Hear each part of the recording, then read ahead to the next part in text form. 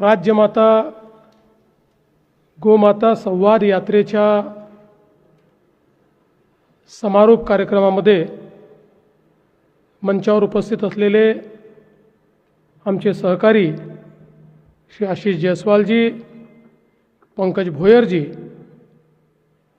मायाते इवनाते, नीताताई ठाकरे, गोसेवा आयोगाचे अध्यक्ष Shri Shekhar Mundada, doctor Kiran Patil, doctor Nitin Patil, doctor Kamal Kishore Futane, doctor Shyamkant Patil, doctor Sunil Suryavanshi, Shri Sanat Kumar Gupta, Manish Verma, Sanjay Bhosale, Atul Nerkar, doctor Satish Raju, doctor Manjusha Pundlik, मंचावरील सर्व मान्यवर, या ठिकाणी महाराष्ट्राच्या सर्व जिल्ह्यातनं आलेले गोसेवक भगिनी आणि बंधूंनो, मला अतिशय आनंद आहे की आपल्या राज्याच्या गोसेवा आयोगाच्या माध्यमातून शेखर मुंदडाजी यांच्या नेतृत्वामध्ये जवळपास 15 दिवस आणि 30 जिल्हे 6000 किलोमीटरचा प्रवास करत ही यात्रा राज्यमाता गोमाता संवाद यात्रा आज नागपूरमध्ये या यात्रेचा आपण समारोप करतोय।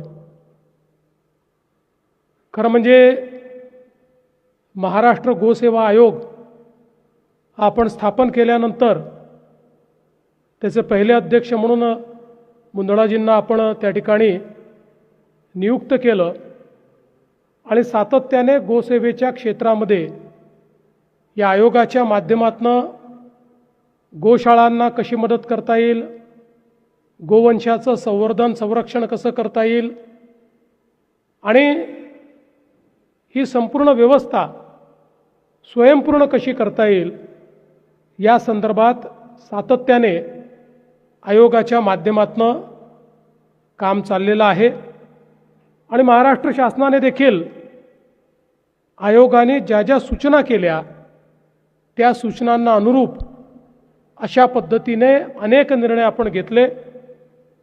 आशिष जयस्वालजींनी त्या निर्णयांची माहिती देखील आपल्याला दिली, स्वतः अध्यक्षांनी देखील दिली, त्यामुळे पुन्हा त्याबद्दल बोलणार नाही। पण एक गोष्ट आपल्या सर्वांना माहिती आहे की आपण नेहमी ऐकतो की या भारत देशामध्ये दुधाच्या नद्या व्हायच्या। याचा अर्थ असा होता की भारत देश समृद्ध होता। आपल्याकडे समृद्धीचं प्रतीक काय होतं? दुधादयाच्या नद्या वाहणं हे समृद्धीचं प्रतीक होतं। सोनं चांदी हे समृद्धीचं प्रतीक नव्हतं। आणि आपण जर बघितलं तर एक अतिशय समृद्ध अशा प्रकारची कृषी संस्कृती या भारतामध्ये पाहायला मिळत होती। ही संस्कृती स्वयंपूर्ण होती आणि निश्चितपणे या कृषी संस्कृतीच्या केंद्रस्थानी जर काही असेल तर ती आमची गोमाता होती। या गोमातेच्या संवर्धनातून या कृषी संस्कृतीला आवश्यक त्या सर्व गोष्टी मिळायच्या। बैलही मिळायचे, त्या ठिकाणी शेणही मिळायचं, वेगवेगळ्या पद्धतीनं ज्या ज्या गोष्टीचा शेतकऱ्यांना उपयोग आहे, गोमूत्र असेल, अशा सगळ्या गोष्टी या गायीच्या माध्यमातून मिळायच्या। आणि विशेषतः जगामध्ये भारताच्या देशी गायी अशा आहेत की ज्या आपल्या जन्मापासून मृत्यूपर्यंत फक्त देतात। ज्या जगामध्ये जर आपण अभ्यास केला, सर्वात कमी खाणाऱ्या, सर्वात कमी पाणी पिणाऱ्या, सर्वात कमी प्रदूषण करणाऱ्या आणि आपल्या प्रत्येक क्रियेतनं निसर्गाला आणि मनुष्याला देणारी अशा प्रकारची आमची देशी गाय आहे. आणि म्हणूनच जोपर्यंत आमच्या शेतीमध्ये देशी गाईचं महत्त्व होतं तोपर्यंत आमचा शेतकरीही समृद्ध होता. ज्या क्षणी आमच्या गाईचं महत्त्व कमी होऊ लागलं, किंबहुना आलेल्या संकटामध्ये आमच्या गाईंचंही त्या ठिकाणी बलिदान व्हायला लागलं, त्या क्षणी आमची जी शेती आहे ती कुठेतरी रसातळाला जायला लागली आणि आमचा शेतकरी देखील देशोधडीला लागताना आपण पाहिला.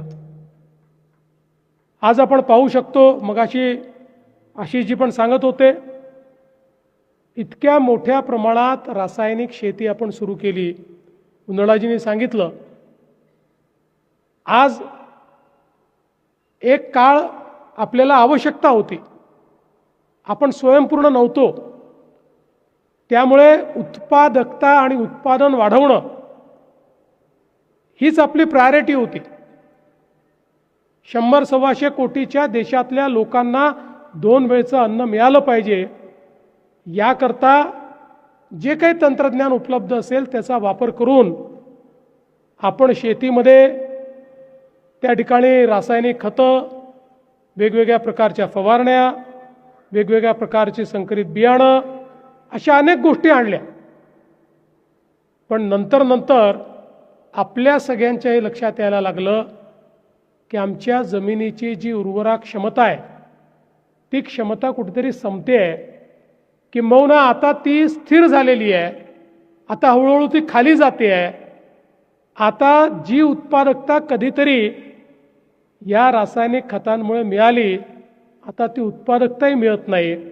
उलट देशभरामध्ये आणि जगभरामध्ये जागतिकीकरणामुळे शेतमालाचे जे भाव आहेत त्या भावांच्या किमती आता जागतिक व्यापारपेठ ठरवते.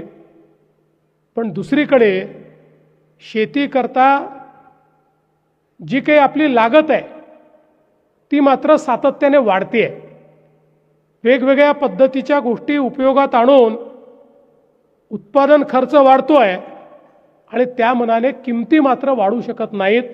अशा प्रकारच्या दुष्टचक्रामध्ये आज आपला शेतकरी हा फसलेला आहे. आणि अशा परिस्थितीमध्ये आज पुन्हा एकदा या सगळ्या परिस्थितीवर उपाय म्हणून आपण नैसर्गिक शेतीचा ज्यावेळेस विचार करतो त्यावेळेस त्या नैसर्गिक शेतीचाही केंद्रबिंदू जर काही असेल तर आमची गोमाताच आहे. आमच्या गोमाताच्या शेणापासनं, तिच्या गोमूत्रापासनं या ठिकाणी वेगवेगळ्या प्रकारे जी मिश्रणं आपण तयार करतो, जीवामृत असेल किंवा वेगवेगळ्या पद्धती आहेत ज्या आता तयार झालेल्या आहेत, याच्यामुळे रासायनिक खतं किंवा वेगवेगळ्या प्रकारच्या फवारण्या याही कमी व्हायला लागल्या आहेत. आणि सगळ्यात महत्त्वाचं की आता हे देखील प्रमाणित झालेलं आहे. पूर्वी असं म्हणायचं की नैसर्गिक शेतीकडे गेलं, जीवामृत वगैरे वापरलं तर उत्पादकता कमी होते, पण आता ती परिस्थिती राहिलेली नाही. उलट उत्पादकता वाढते. अनेक लोक आज नैसर्गिक शेती करून आधीपेक्षा 1.5 उत्पादन त्या ठिकाणी घेत आहेत. त्यांचं त्या ठिकाणी उत्पादन खर्च कमी झालेला आहे आणि कुठेतरी शेती ही फायद्यामध्ये येताना दिसते. एवढंच नाही तर वर्षानुवर्ष शेवटी आपल्या घरची गाय म्हणजे त्या कुटुंबाचा सदस्य. गाईला कोणी जनावर मानलंच नाही. गाईला आईचाच दर्जा आमच्याकडे होता. कारण ज्या प्रकारे आई म्हातारी झाली तरी ती कुचकामी होत नाही, तशी आपली गायही म्हातारी झाली तरी ती कधीच कुचकामी होत नाही. ती फक्त आपल्याला देत असते. आणि म्हणून आज खऱ्या अर्थानं आपण जर बघितलं तर या गोमातेचं संवर्धन ही काळाची गरज आहे. विषमुक्त अशा पद्धतीचा जर आपल्याला अन्न द्यायचं असेल तर तेही गोमातेशिवाय शक्य नाही आहे. आणि आपल्याला याची देखील कल्पना आहे की ज्या शेतकऱ्यांकडे गोवंश राहिला आहे, गोमाता आहे, त्या शेतकऱ्यांना त्यांचा आधार आहे. म्हणजे ज्यावेळी एक 10-15 वर्षापूर्वी साधारण 2007-8 साली शेतकऱ्यांच्या आत्महत्यांच्या संदर्भात एक अनुसंधान झालं आणि त्याचा अहवाल आला. त्या अहवालात त्यांनी सांगितलं होतं की ज्यांच्याकडे गाय होती त्या शेतकऱ्यांनी विपरीत परिस्थितीमध्ये देखील त्या ठिकाणी आत्महत्येचा विचार केला नाही, पण ज्यांच्याकडे गोवंश नव्हता, पूर्णपणे संपला होता, अशा शेतकऱ्यांकडे मात्र त्या ठिकाणी आत्महत्येकडे जास्त कल दिसला. अशा पद्धतीचा अहवाल मला असं वाटतं 2007-8 साली आपण पाहिला. त्यामुळे एक प्रकारे सगळ्या पद्धतीनं आपल्याला आधार देणारी अशा प्रकारची गाय आहे. आणि आपल्याला माहिती आहे भारतातला तर आपल्या देशी गायींचा इतिहास अत्यंत मोठा आहे. गीर असतील, थारपारकर असतील, राठी असतील, साहिवाल असतील, विशेषतः पाकिस्तानाच्या सिंध भागातली लाल सिंधी असेल, गुजरात, राजस्थान या भागातली आपली देवणी असेल, गवळव असेल, या सगळ्या गायी की ज्यांचं खऱ्या अर्थानं जर आपण योग्य संवर्धन केलं असतं तर कदाचित आज आमच्या शेतीची अवस्था वेगळी राहिली असती. आपल्याला कल्पना आहे की आपलीच गीर गाय ब्राझीलला नेऊन आणि त्या ठिकाणी सेक्स सॉर्टेड सिमेंटचा प्रयोग करून इतक्या मोठ्या प्रमाणात त्यांनी वेगवेगळ्या पद्धतीनं प्रयोग केले आणि दुधामध्ये एक मोठी भरारी ब्राझीलसारख्या देशाने घेतली. जवळपास जगातले 10 प्रमुख देश असे आहेत की ज्या 10 देशांनी आपल्या गायींना नेऊन तिथनं संकरित गायी तयार केल्या आणि त्यांनी ज्या संकरित गायी तयार केल्या त्यामुळे 80% जीन्स हे आपल्या देशी गायींचे. ऑस्ट्रेलियामध्ये असेल, न्यूझीलंडमध्ये असेल, या प्रत्येक ठिकाणी, खरं म्हणजे ब्राझीलमध्ये तर जवळपास 1870 ते 1962 या संपूर्ण कालावधीत भारतीय देशी गायी त्यांनी त्या ठिकाणी नेल्या आणि त्याच्या आधारावर संपूर्ण गोवंशाची रचना ही त्या ठिकाणी ब्राझीलमध्ये केलेली त्यांनी आपण बघितली आहे. आणि म्हणून आज पुन्हा एकदा ज्यावेळी समाजामध्ये एक मोठी जागृती तयार होते आणि आपल्याला हे महत्त्व समजतंय आणि आता जसं मगाशी बैलांचा प्रश्न निर्माण झाला त्याचा तर विचार करावाच लागेल, पण आज सेक्स सॉर्टेड सिमेंटमुळे आपल्याला मोठ्या प्रमाणात चांगलं दूध देणाऱ्या आपल्या देशी गायी या तयार करता येतात. त्यांच्या माध्यमातून एक मोठी अर्थव्यवस्था आपल्याला तयार करता येते आणि अनुसंधानाच्या माध्यमातून आपल्या शेतकऱ्यांकरता आणि सामान्य माणसाकरता एक मोठी व्हॅल्यू चेन ही या ठिकाणी आपल्याला तयार करता येते. आज भारतामध्ये अनेक संस्थांनी उत्तम काम केलं आहे. गो अनुसंधान केंद्र देवलापारने इतक्या वेगवेगळ्या प्रकारचे प्रॉडक्ट्स हे या संपूर्ण गो आधारित अर्थव्यवस्थेतनं तयार केले आहेत. आज गाईच्या शेणापासून तयार झालेला पेंट हा एक प्रकारे नॅचरल ऑर्गॅनिक पेंट म्हणून त्या ठिकाणी वापरला जातोय. वेगवेगळ्या प्रकारची औषधं असतील त्याच्यामध्ये याचा मोठ्या प्रमाणात वापर होतोय. आणि खऱ्या अर्थानं मला असं वाटतं की आपण हे अनुसंधान जर सुरू ठेवलं तर आज निश्चितपणे गोपालन करण्याकरता काही अडचणी आहेत, पण केवळ गोपालनावर आपण राहिलो तर त्या अडचणी राहतील. ही जी गो आधारित अर्थव्यवस्था आहे ही जर पूर्ण आपण उभी करू शकलो तर निश्चितपणे त्यातनं एक मोठं परिवर्तन आपल्याला आणता येईल.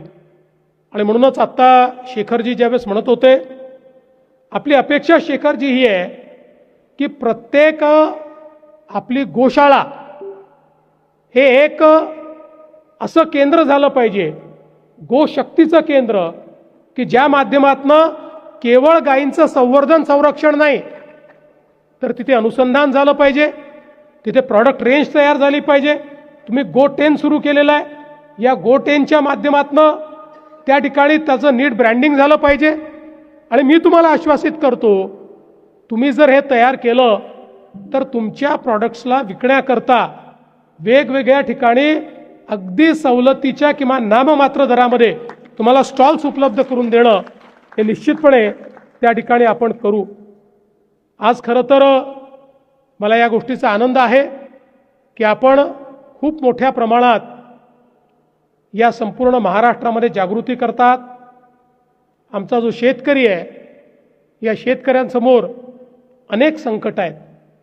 अल निनोसारखं संकट आपल्यासमोर आहे. पण या सगळ्या संकटांमध्ये मी तुम्हाला विश्वासाने सांगतो, गो आधारित अर्थव्यवस्था जर आपण तयार केली तर अशी किती संकटं आली तरी त्याचा सामना करण्याची ताकद ही आमच्या शेतकऱ्यांमध्ये त्या ठिकाणी आपण निर्माण करू शकतो.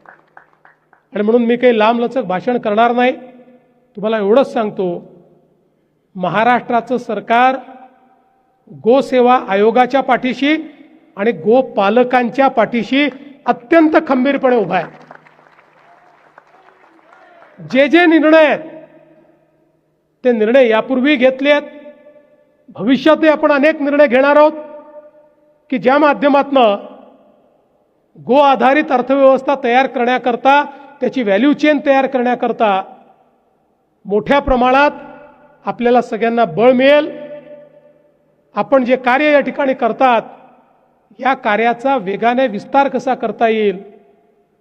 आता आम्ही हा निर्णय केलेला आहे, एक मोठा प्लॅन आम्ही तयार केला आहे आणि त्या प्लॅनच्या माध्यमातनं पशुसंवर्धन विभाग जो आहे, जसं मगाशी तुम्ही सांगितलं की आम्ही त्याच्याकरता निधी वाढवला, पण केवळ निधी वाढवणं एवढा प्लॅन नाही आहे.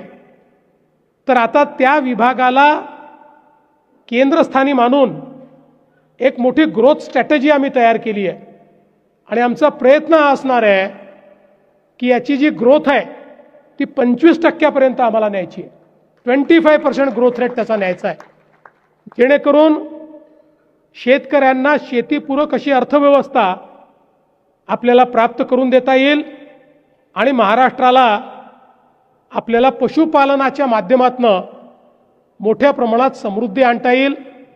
या सगळ्या आमच्या प्रयत्नांमध्ये आपल्या महाराष्ट्र गोसेवा आयोगाचं एक मोलाचं योगदान असेल. ते योगदान देखील आम्ही निश्चितपणे प्राप्त करून घेऊ हा विश्वास आपल्याला देतो. सर्व या ठिकाणी आलेल्या गोपालकांचं मनापासनं स्वागत करतो, अभिनंदन करतो आणि मला आपण बोलवलं त्याबद्दल आपले आभार मानून मी माझे 2 शब्द संपवतो. धन्यवाद. जय हिंद, जय महाराष्ट्र.